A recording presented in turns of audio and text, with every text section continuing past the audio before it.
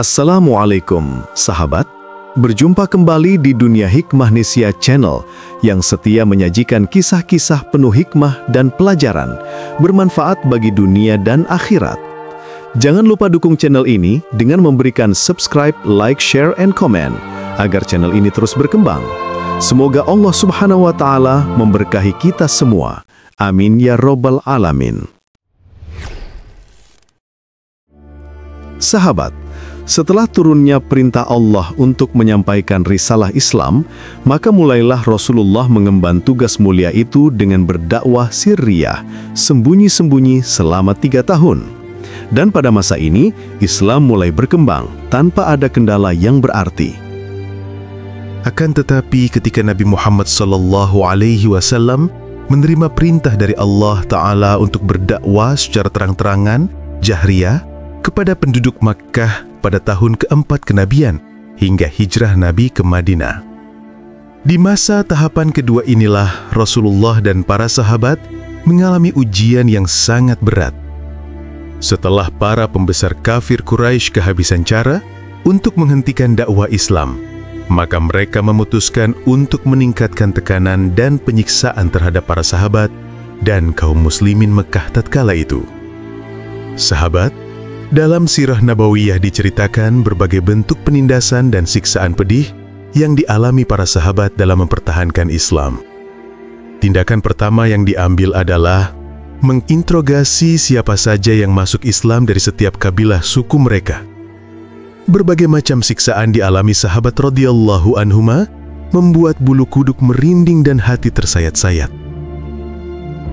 Adalah Abu Jahal. Apabila mendengar seorang laki-laki masuk Islam berketurunan bangsawan dan memiliki perlindungan atau suaka, maka dia akan mencaci, menghina, dan mengancamnya. Jika orang itu lemah, maka dia menggebuk dan menghasutnya.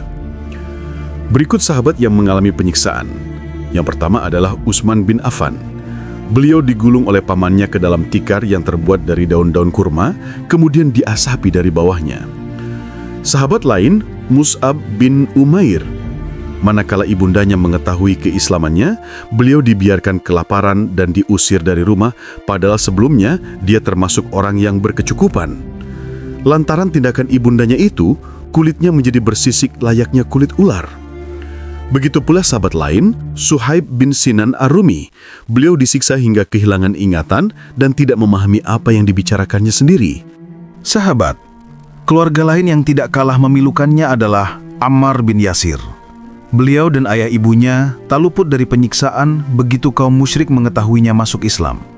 Mereka diseret keluar menuju Al-Abtah, suatu tempat di Mekah, oleh kaum musyrikin yang dipimpin Abu Jahal. Saat itu cuaca sangat panas. Ketika mereka menjalani siksaan, Nabi Muhammad melintas di hadapan mereka sembari bersabda, "Bersabarlah wahai Ali Yasir, keluarga besar Yasir. Sesungguhnya tempat yang dijanjikan untuk kalian adalah surga." Yasir, ayahnya, meninggal dunia dalam siksaan itu. Sedangkan ibunya, Sumayyah, ditusuk oleh Abu Jahal dari arah kubulnya dengan tombak dan meninggal seketika. Dialah syahidah pertama, perempuan yang mati syahid dalam Islam. Kaum kafir Quraisy meningkatkan frekuensi siksaan terhadap Ammar. Beliau dijemur dan diletakkan batu besar yang memerah saking panasnya di atas dadanya. Terkadang membenamkan mukanya ke dalam air. Mereka berkata kepadanya, "Kami tidak akan terus menyiksamu hingga engkau mencaci Muhammad atau mengatakan sesuatu yang baik terhadap Al-Lata dan Al-Uzza." Beliau pun terpaksa menyetujui itu. Setelah itu, Ammar mendatangi Nabi Muhammad sambil menangis dan meminta maaf. Ketika itu, turunlah ayat, "Barang siapa yang kafir kepada Allah sesudah dia beriman, dia mendapat kemurkaan dari Allah. Kecuali orang yang dipaksa kafir, padahal hatinya tetap tenang dalam beriman, dia tidak berdosa." Quran Surah An-Nahl ayat 106. Sementara itu sahabat yang lain, Abu Fakihah, namanya Aflah, seorang maula Bani Abdi Ad-Dar, mukanya dijerembabkan oleh kaum musyrikin ke tanah yang melepuh oleh terik matahari. Kemudian diletakkan batu besar di atas punggungnya hingga dia tak dapat bergerak. Beliau dibiarkan hingga hilang ingatan. Suatu kali, Mereka mengikat kakinya dengan tali, lalu menyeretnya dan melemparkannya ke tanah yang melepuh oleh panas matahari. Kemudian mencekiknya hingga mereka mengira dia telah mati. Saat itu, Abu Bakar melewatinya, lalu membeli dan memerdekakannya karena Allah Ta'ala. Berikutnya, sahabat Nabi yang juga mendapatkan siksaan pedih adalah Khabbab bin Al-Arat, Maula Ummi Anmar binti Siba Al-Khuzaiyah, disiksa oleh Banu Fa'in dengan aneka siksaan. Rambutnya dijambak dengan keras, lehernya mereka betot dengan kasar, lalu melemparkannya ke dalam api yang membara. Kemudian, jasadnya mereka tarik sehingga api itu terpadamkan oleh lemak yang meleleh dari punggungnya. Kemudian Zunairah, An-Nahdiyah, dan Ummu Ubais. Ketiganya, budak muslimah. Ketika mereka masuk Islam, kaum musyrik Makkah menyiksanya seperti yang dilakukan terhadap sahabat yang lain. Budak perempuan Bani Mu'amal pernah dipukul Umar bin Khattab kala beliau belum memeluk Islam. Manakala merasa jenuh, umat berkata, "Sesungguhnya, yang membuatku membiarkanmu hanyalah karena kejenuhan." Semua budak-budak wanita itu dibeli oleh Abu Bakar, kemudian dimerdekakannya.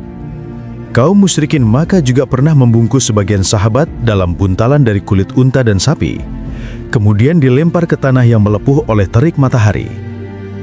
Sebagian lain pernah mengenakan baju besi lantas dilemparkan ke atas batu besar yang memanas. Demikian deretan sahabat yang menjadi korban penindasan para kafir Makkah karena membela agama Allah. Sejarahnya amat panjang dan masih banyak peristiwa pedih lainnya yang tidak bisa dijelaskan secara rinci.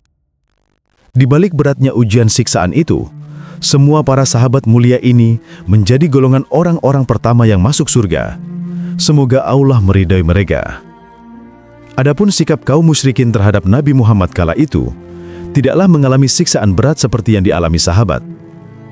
Pada masa periode dakwah Jahriyah itu, beliau sangat terhormat, disegani oleh pembesar Quraisy. Setiap orang yang berjumpa dengannya pasti memandangnya dengan rasa hormat. Beliau juga mendapatkan perlindungan suaka dari pamannya, Abu Talib, yang merupakan tokoh terpandang di Mekah.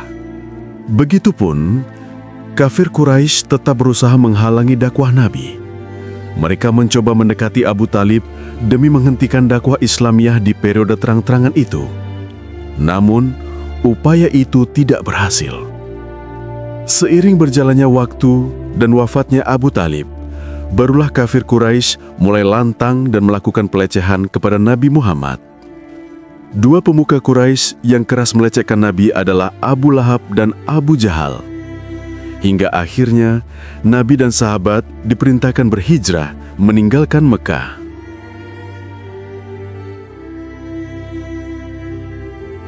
Penyiksaan yang dialami kaum lemah di Mekah bukan babak kelam, tapi permulaan cahaya. Dari reruntuhan tirani Quraisy, lahirlah Madinah. Dari air mata Bilal, lahirlah gema azan pertama.